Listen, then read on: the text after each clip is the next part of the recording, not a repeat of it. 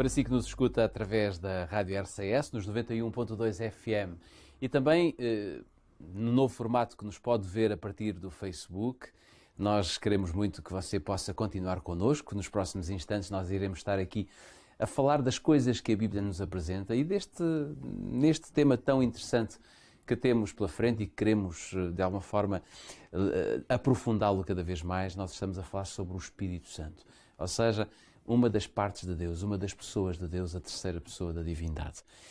Já aqui falámos da palavra de Deus, já aqui falámos da bênção que é podermos estudar a Bíblia e a inspiração que a Bíblia nos pode dar, porque ela também foi inspirada por Deus, todos os homens que a escreveram foram inspirados por Deus.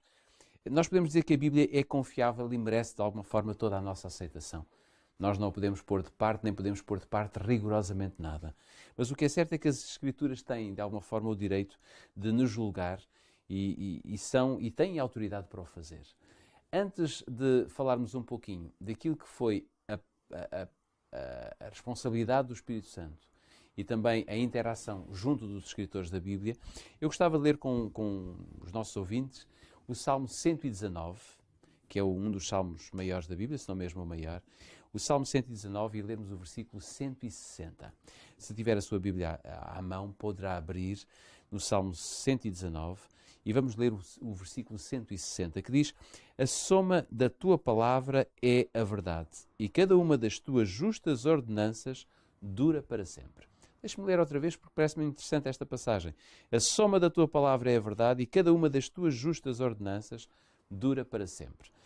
Ainda antes de conversarmos com o Pedro Esteves, eu quero ler agora no Novo Testamento, em São João, capítulo 17, para ler o versículo 17. Capítulo 17, versículo 17, e diz: isto vos mando, que vos ameis uns aos outros. Penso que não li a passagem correta, estava a ler no capítulo 15, é capítulo 17, versículo 17. Assim é que é: santifica-os na verdade, a tua palavra é a verdade.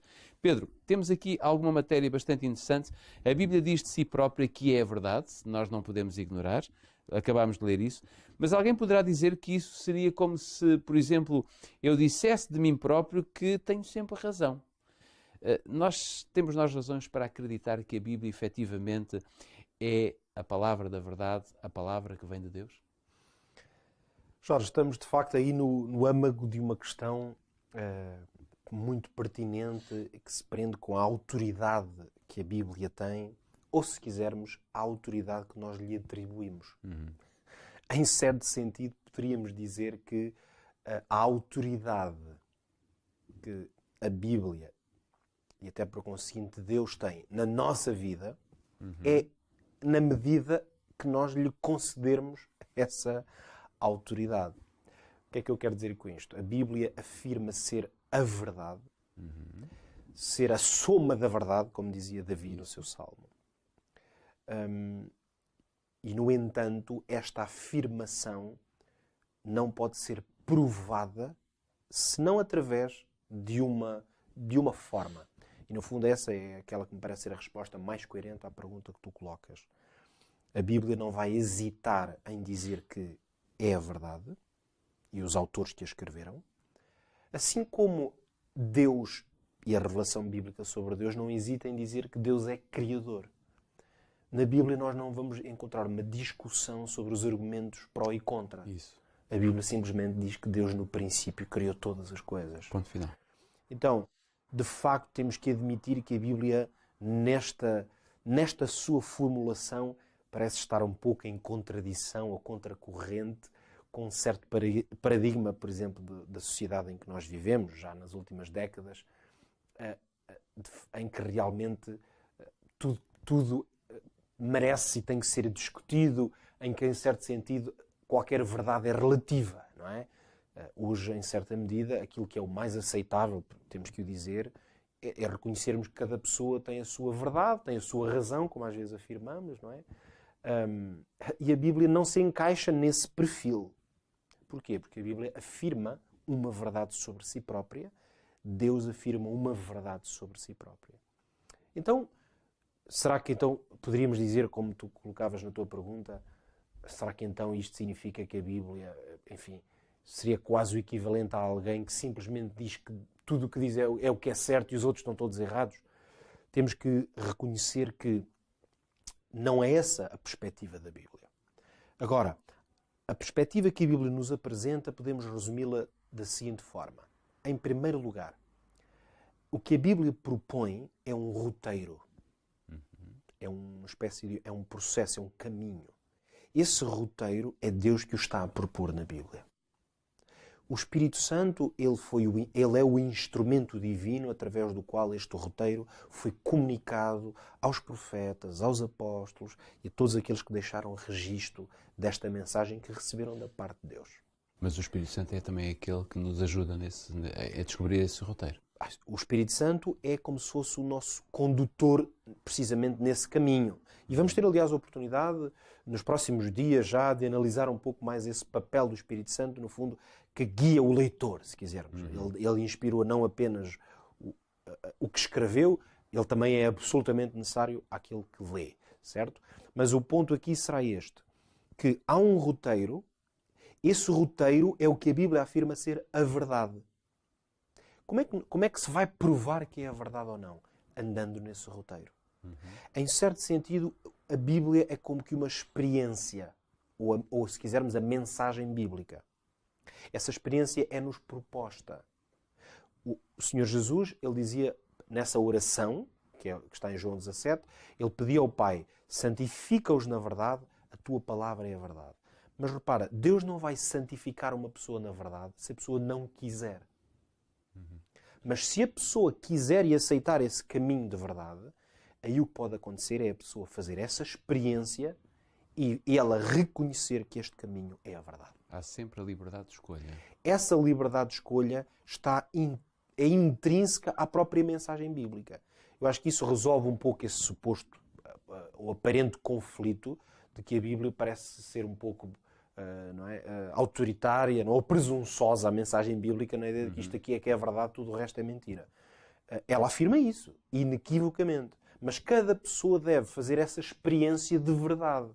Por isso é que é um caminho de santificação. E muitos há que fazem esse caminho da verdade, como foi, por exemplo, Natanael, não é? Com Filipe, em que Filipe lhe disse, vem e vê, ou seja, deu-lhe a liberdade de escolha, deu-lhe a liberdade para ele vir e ver, e quando ele viu, apaixonou-se. Jesus é que lhe disse, vem e vê. Jesus disse-lhe, coisas maiores ainda que estas verás. No fundo, Jesus fez isso. Aliás, este propósito, que é o que a Bíblia faz como um todo, foi exatamente o que Jesus fez. Ou não fosse ele a palavra encarnada, a palavra viva. Jesus propôs um roteiro às pessoas. Jesus afirmou ser o Filho do Homem, afirmou ser a água viva, ele afirmou ser o pão da vida, não é? Jesus afirmou àqueles homens que vocês, aos israelitas, aos líderes judeus, ele dizia, vocês comeram o maná no deserto, mas aqui está entre vós aquilo que é o pão da vida. Bem, as pessoas podiam dizer, epá, olha que maniante que aqui está com a mania que ele é que é o melhor. Bem, muitos, na verdade, foi assim que leram as palavras de Jesus, tanto que o consideraram blasfemo, não é? Por se afirmar filho de Deus. No entanto, aqueles que caminharam com ele e fizeram esse roteiro com ele, esses viram-no ser verdadeiramente o Filho de Deus. É que algumas pessoas viram os mortos sair das sepulturas, viram Lázaro sair daquela sepultura, viram coxos andarem, não é? Viram cegos voltar a ver. Então Jesus afirmou algumas coisas sobre si, mas quem caminhou com ele viu essas coisas. Não é? Claro. Portanto, e esses chegaram à conclusão que Tomé chegou no final da sua vida, no final da sua vida não, naquele último encontro com Jesus, em que depois Jesus lhe mostrar as marcas, já estava vivo, ele disse, meu Senhor e meu Deus. Quer dizer, as dúvidas que ele tinha, no fundo, Tomé colocou algumas dúvidas, não é? Acerca da veracidade de Jesus, uma vez que afinal ele morreu, quando Jesus lhe aparece, ele diz, não, meu Senhor e meu Deus, quer dizer, tu és de facto a verdade. Por isso, eu acho que o melhor que nós todos podemos fazer, e aqueles que nos ouvem, é precisamente reconhecerem que aquilo que a Bíblia afirma ser, pode ser provada. Pode ser provado essa mensagem. Cabe a cada um de nós fazer essa prova. Claro. Obrigado, Pedro, porque o teu desafio, ou o desafio que colocas a todos nós, e de uma maneira geral a todos aqueles que nos ouvem pela Rádio RCS e que nos veem pelo Facebook da Rádio, fica aqui, digamos, o desafio de podermos provar, no fundo, o nosso Deus e vermos claramente aquilo que a Bíblia tem e provarmos aquilo que Deus escreveu e que mandou escrever, digamos, para todos nós. Ficam aqui as nossas despedidas em relação à Bíblia Fala. Nós temos encontro marcado consigo diariamente neste horário, aqui na rádio e também no Facebook. Portanto, já sabe, se chegou a meio e não conseguiu ouvir toda esta explicação, toda esta conversa no Bíblia Fala, poderá ouvir em repetição às 7 horas da tarde nos 91.2 FM, na rádio RCS, ou então passe pelo Facebook, está lá tudo. Nós voltamos amanhã.